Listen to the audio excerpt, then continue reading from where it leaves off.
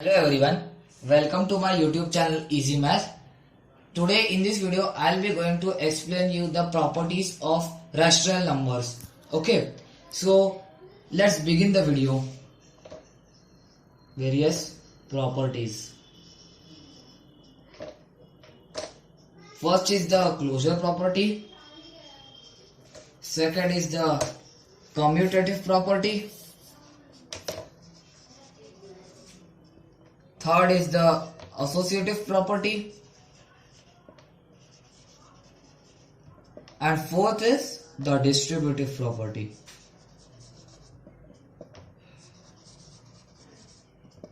In this video, we'll be basically looking into the first property, which is the closure property. So, what is closure property? Closure property means that when we perform an operation on any two numbers of a same set, if the result belongs to the same set, then we say it is closed, else not closed. Now, what is the actual meaning of this property? Okay, first we will be looking into the what is meaning of set. Set means set of numbers, that whether it is a whole number or it is a rational number or it's an integer. These are the set of numbers which I have explained in the previous video. The hierarchy of the numbers, which is divided, first it is divided into a real number, then it is divided into imaginary, and so on so on. Every box represents the set of numbers. Understood? So here what we mean, that if let's look at like example. Like I take 2 and 3. 2 and 3 are what? Whole numbers. 2 and 3 are whole numbers, and if we add them, we will get the answer 5. Okay. So we will be saying that under addition, the whole numbers are closed. Under addition means the operation, and the whole numbers means the set are closed. Yes, it is closed. Okay. By giving some examples, you can better understand the closure property. Okay, so first we'll be looking into the whole numbers. What are whole numbers? Whole numbers are all the positive numbers including 0. Okay, and remember that these doesn't carry any decimal number. Okay, so let's do about addition. 5 is a whole number, 6 is a whole number. When we add, we get a whole number, that is 11. Here, as according to definition, two numbers are taken of same set, that is whole numbers, and the result which we have done is the 11, which is also a whole number. So we will say it is closed. But again, taking some example, 2 plus 2 is 4. Again, 2 is a whole number, 2 is 1, 4 is also a whole number. So we can say under addition, the whole numbers are closed. Okay, so let's look into subtraction.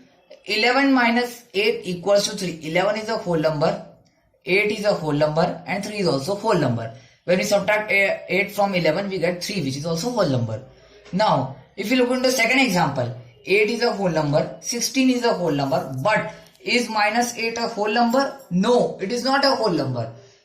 That is why we will say it is not closed. But here you can see there is a clash. First is saying closed, second is not closed. And what will you prefer? You will prefer not closed, because in subtraction, the subtraction operation depends on the numbers which you are taking while operating. Like here I have taken first 8 and second one is 16. That's why I got a negative output. But in the first one, the first is a greater number than the second. That's why we got a positive number, that is a 3. That's why whenever we find a dependency, we will say that always it is a not closed. We will not say it is closed, but we will say it is not closed. Okay. So let's move on to multiplication. 6 is a whole number, 5 is a whole number, and 30 is also a whole number. Okay. 2 is a whole number, 9 is a whole number, 18 also a whole number. So always we will be, if we multiply any two whole numbers, we will always get a whole number only. So again we will be saying like this, under multiplication the whole numbers are closed. Okay. So let's move on to division. 9 is a whole number, 3 is a whole number, 3 is a whole number. 9 divided by 3 equals to 3. Okay. In the second example, 8 is a whole number, 10 is a whole number, and 0.8. Here you can see a decimal number has came, and I have explained you that whole numbers doesn't carry out any decimal number. So it is not a whole number. Again there is a clash. like subtraction, first is getting our closed, second is not closed. What you will prefer? Not closed. Why? I have explained earlier also that it depends on the numbers which you take during operation. Okay. So this was the whole numbers. Under addition, the whole numbers are closed, subtraction not closed, multiplication closed, and division not closed. Let's move on to integers part. What are integers? Integers carry out all the negative numbers, all the positive numbers, and 0. Okay, without any decimal. Okay, so let's take under addition. Minus 8 plus 6 equal to minus 2. Minus 8 integer, 6 is integer, and minus 2 is also integer. Okay, so second example, 16 is a integer, minus 12 is a integer, and if we add them we get a 4. Why? You can see here that plus is in the here, minus is, we will be ultimately doing subtraction. 16 minus 12 equal to 4. In the both example we can see that under addition the integers are closed. We will say under addition the integers are closed. Now let's move on to subtraction. 9 minus minus 3 equal to 12. Look here. Here I have put a minus and the number is also minus 3. So minus minus always becomes plus sign. So ultimately we will be doing addition. 9 plus 3 equal to 12. Okay. So 9 is a integer, minus 3 is integer, and 12 is also integer. Okay. So next example. Minus 8 minus 5 equal to minus 13. Minus 8 is an integer.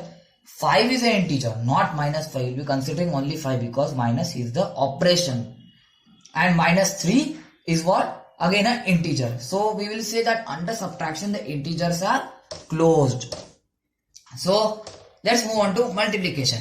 8 into minus 3 equal to minus 24. Okay. 8 is a integer, minus 3 is an integer, minus 24 is also an integer. Okay. Again, the second example, minus 6 is an integer, minus 3 is an integer, and 18 also integer. Here you can see both two negative numbers are taken and the answer is positive. Remember this, that whenever two negative numbers are multiplied or divided, then we always get a positive number. So under multiplication the integers are closed. Now the last one is the division. 16 divided by minus 2 equal to minus 8. 16 is an integer, minus 2 is an integer, minus 8 is also integer. Okay. Now let's move to the second example. 12 divided by 8 equal to 1.5.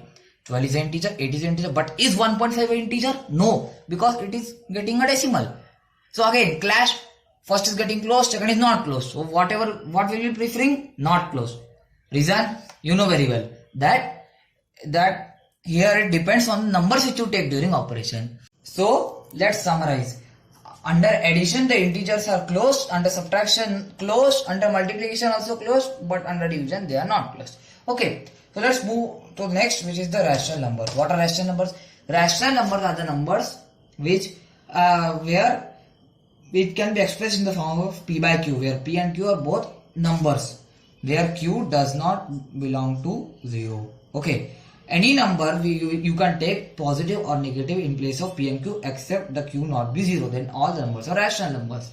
Okay. So let's do an addition. Minus 5 by 12 plus 3 by 12 equal to minus 2 by 12. Here you can see the denominators are same. So we'll be writing the same denominator 12 and simply adding the numerators. Minus 5 plus 3 equal to minus 2.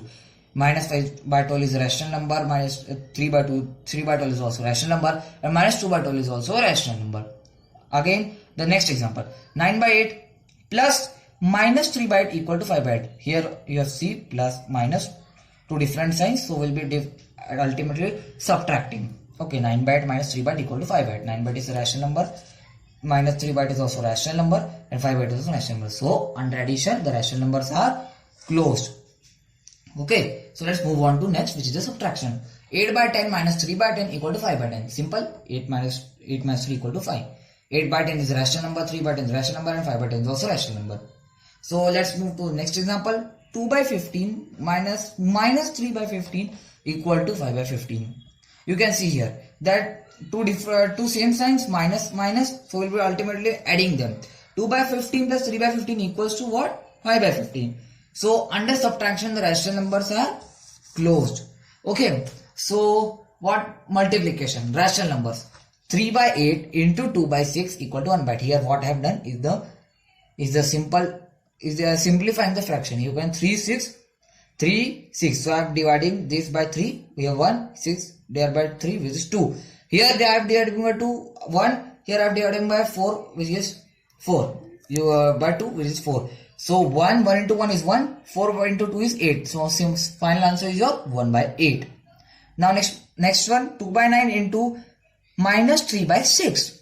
Here it is what? Nothing means plus. Here it is what? Minus. So plus into minus is what? Minus. 2 by 9 into 3 by 6. Again I am simplifying it. So answer is minus 1 by 9. So under multiplication the rational numbers are closed.